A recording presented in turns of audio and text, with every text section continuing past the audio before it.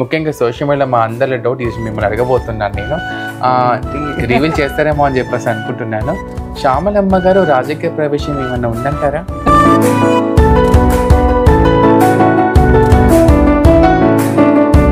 ఫ్యూచర్లో శివశక్తులకు కూడా, జోగినీలకు కూడా, ట్రాన్స్ విమెన్స్ కూడా రాజకీయంలోకి రావాలి. ఎందుకంటున్నానంటే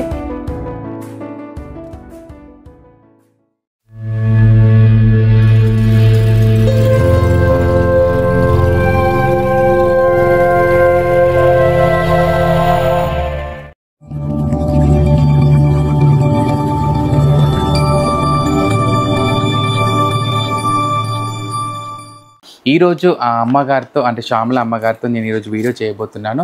అసలు జోగిని లైఫ్ స్టైల్ ఎలా ఉంటుంది అనే దానికి తెలియజేస్తున్నాను. ముఖ్యంగా సోషల్ మీడియాలో మా అందరిలో డౌట్ చూసి మిమ్మల్ని అడగబోతున్నాను నేను. రివీల్ చేస్తారేమో అని చెప్పేసి అనుకుంటున్నాను. శ్యామలమ్మ గారు రాజకీయ ప్రవేశం ఏమన్నా ఉందంటారా? నేను ఇంకేం అడుగుతుందా అంకుల్. సో ఎందుకంటే ఎక్కడికి వెళ్ళినా కూడా లైక్ మీరు ఎమ్మెల్యేలతో కానీ ఎంపీలతో కానీ మీరు భేటీ నీ కాన్వర్సేషన్ ఏంటి ఇంత పెద్దగా, ఏంటి ఏమై ఉంటది, ఏం స్టోన్ వేస్తుందో అనుకున్నా. రాజకీయం ఎందుకమ్మా నాకు అంటే వెరీ హ్యాపీ, బాగున్నాను. కాకపోతే మంచి వాళ్ళకి ఎప్పటికైనా సపోర్ట్ చేస్తాను, బాగా జరుగుతుంది. రాజకీయం అనేది నాకు నిజంగా కూడా బికాస్ అన్ని పార్టీస్ మన వాళ్ళు. ఇప్పుడు నేను అప్పుడు కూడా ఏ పార్టీలో ఉన్న పార్టీలు కాదు, పార్టీలకు అతీతంగా నన్ను పిలిపించుకొని బోనాలు చేసేవాళ్ళు. అన్ని పార్టీల వాళ్ళతో నాకు పరిచయాలు ఉన్నాయి. నేను ఒక పార్టీకి అంకితం ఎందుకు కావాలి అని అయితే 100%. కానీ ఎవరైనా మంచి చేయాలని అనుకుంటే మాత్రం వాళ్ళకి డెఫినెట్గా నా సపోర్ట్ చేస్తాను. ఇక్కడ ఏరియాలో నిలబడ్డా, ఎక్కడైనా వేరే వాళ్ళైనా వాళ్ళకి నా సపోర్ట్ అవసరము అంటే మాత్రం ఖచ్చితంగా మంచి చేసే వాళ్ళకి, అంటే ఏదైనా సేవ చేసే వాళ్ళకైతే డెఫినెట్గా.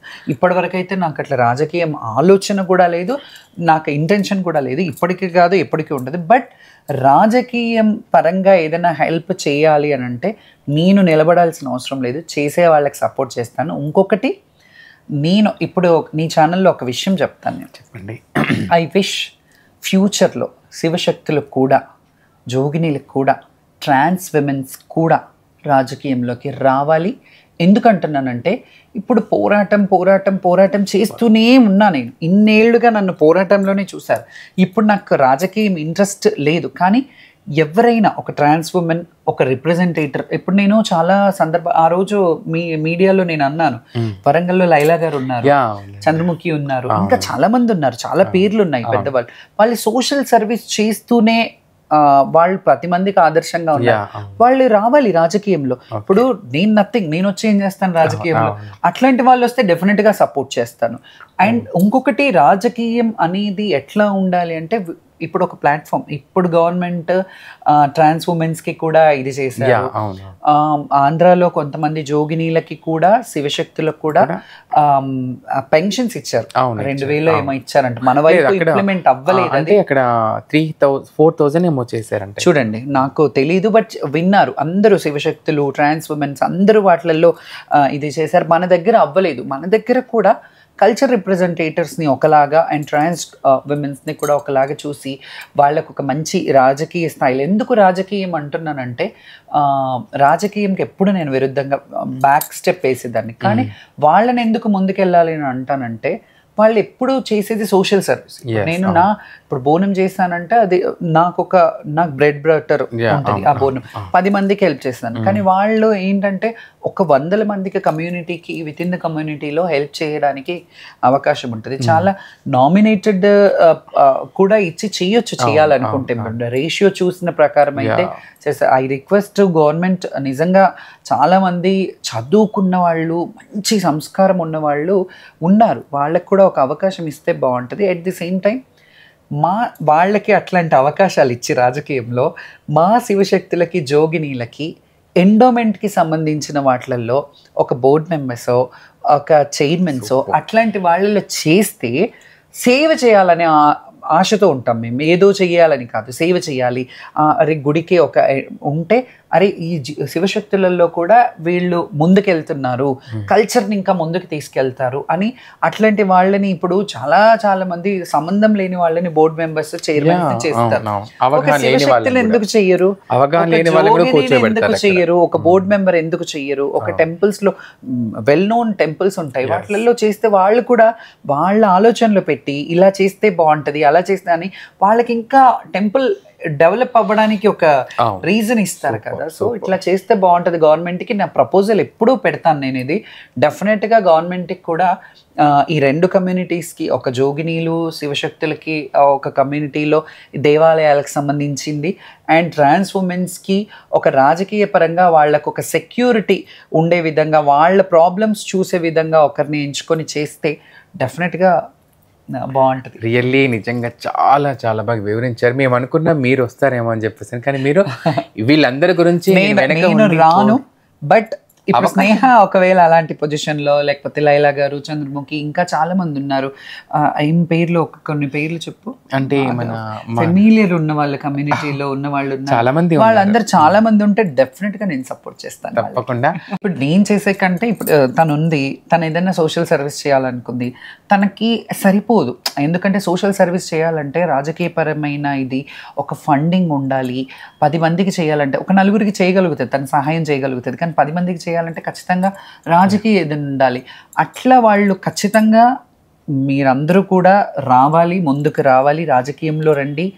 నా సపోర్ట్ ఒకవేళ మీకు కావాలంటే డెఫినెట్గా ఐల్ సపోర్ట్. Thank you. అంటే మేము అనుకున్నాము మీరు ఆ ప్రవేశంలో ఉంటారని చెప్పేసి అనుకున్నా. చాలామంది ప్రజలందరూ కూడా, చాలామందికి ఒక ఆలోచన, అమ్మ శ్యామలమ్మ వచ్చే ఆలోచన ఏమైనా ఉందా అని చెప్పేసి అని. సో మీలో ఉన్న ఒక డౌట్, మాకున్న డౌట్ అది క్లారిఫికేషన్ చేసేసారు. అండ్ నిజంగా ఈ రోజు రాజకీయంలో ఉంటే స్నేహ ఒక్కసారి అందులోకి వస్తే మళ్ళీ వెనక్కి తిరిగి చూడొద్దు. ఆ సేవ చేస్తూ వెళ్తూ ఉంటేనే వాళ్ళు పదవులు శాశ్వతం కాదు. రాజకీయంలో ఉన్న వాళ్ళకి నేను అందరికీ అది కూడా చెప్తాను, పదవులు శాశ్వతం కాదు. వాళ్ళు చేసే పని ఉంటే వాళ్ళ సీనియర్స్, ఇప్పుడు చాలామంది పార్టీలో సీనియర్స్ 50 సంవత్సరాలు 40 సంవత్సరాలు రాజకీయం చేసిన వాళ్ళు ఇంకా అదే చేస్తుంటారు. వాళ్ళకి ఇంకా వేరే తెలియదు. వాళ్ళ ఏమంటారు, కాన్స్టిట్యుయెన్సీని బాగా చేసుకోవాలి, ఏం రోడ్లు వేయాలి, అందులోనే అట్లా ఉండాలి. ఇంకో వేరే టైం ఇవ్వలేము. ఇప్పుడు నేను మేబీ కరెక్ట్ కాకపోవచ్చు, ఎందుకంటే నా ప్రొఫెషన్ని కొనసాగించాలి and at the same time నన్ను నమ్ముకున్న వాళ్ళందరికీ టైం ఇవ్వగలగాలి. సో దీంట్లో పడి నేను వాళ్ళని ఇది చేయను, న్యాయం చేయాలి. ఇప్పుడు నేను దాంట్లో ఉంటే ఫుల్ ఫ్లెడ్జ్గా అందులో ఉండగలగాలి. అట్లాంటి టైం నాకు దొరకదు కాబట్టి అందుకే నేను వెనక్కి అడిగిస్తాను అనమాట. అండ్ ఫైనలీగా థ్యాంక్ యూ సో మచ్ అమ్మ. నిజంగా చెప్తున్నాను, ఈరోజు మన ఛానల్ ద్వారా మీలో అంటే ఒక జోగిని, ఒక శివశక్తి లైఫ్ స్టైల్ ఎలా మొదలైంది అంటే వారి కోసం మన ప్రభుత్వం నుంచి కానీ, ఇప్పుడు ఉన్న దేవాదాయాల శాఖతో కానీ, అండ్ ముఖ్యంగా టెంపుల్స్లలో మీకు మీలాంటి శివశక్తులకి అండ్ జోగినిస్కి ఎలాంటి రెస్పెక్ట్ ఉండాలి. అండ్ ఇంకా నిజంగా మీ ఫ్యామిలీ గురించి కానీ, ముఖ్యంగా ప్రతి ఒక్క దాని గురించి చాలా బాగా వివరించి చెప్పారు. And thank you so much. And అమ్మ చాలా బిజీ ఉన్నా సరే సో మన కోసం టైం కేటాయించారు. అండ్ నాకు ఈ టైం ఇచ్చినందుకు ఫస్ట్ ఆఫ్ ఆల్ మీకు థ్యాంక్ యూ సో మచ్. స్నేహ మంచి మంచి వీడియోస్ చేస్తున్నావు, మంచి మంచి కంటెంట్స్తో నువ్వు ముందుకెళ్తున్నావు. ఏదో పెట్టాలని కాకుండా మంచి సబ్జెక్ట్ ఎంచుకున్నావు. అండ్ నువ్వు కూడా చేయగలుగుతావు అని మరీ చెప్తున్నాను. నువ్వు కూడా చేయగలుగుతావు అనే మాట ఎందుకన్నానంటే, తనలో నేనెందుకు చేయొద్దు, నేనెందుకు యూట్యూబ్ ఛానల్ పెట్టొద్దు, నేనెందుకు 10 మందికి సేవ చేయొద్దు అని ఒకటి అనుకుంది కదా, అట్లా ఉండాలి, ఆ గట్స్ ఉండాలి. సో ఆ గట్స్కి నేను hats off and wish you all the good luck. నాకు ఇంకా ఎంతమంది సబ్స్క్రైబర్స్ ఉన్నారో తెలియదు, కానీ అంతకంటే రెట్టింపులు అవ్వాలి. అండ్ నువ్వు కూడా మంచి మంచి వీడియోస్ చేసి సమాజంకి కానీ, విత్ ఇన్ ద కమ్యూనిటీ కానీ సేవ చేయాలని మనస్ఫూర్తిగా కోరుకుంటాను. థ్యాంక్ యూ అమ్మ. Thank you so much. Thank you అందరికీ.